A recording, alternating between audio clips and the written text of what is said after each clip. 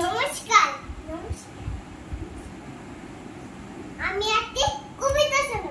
কবিতা তেলের শিশি। ভয় পেও না। ভয় পেও না। কবি কবি সুকুমার ইয়াই ইয়াই। ভয় পেও না, ভয় পেও না, তোমায় আমি মারবো না।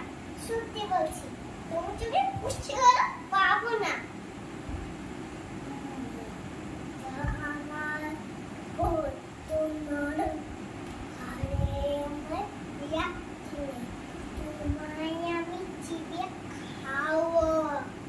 এমন আমার ছাড়তে নেই, মাথায় আমার সিং রেখে দেয়।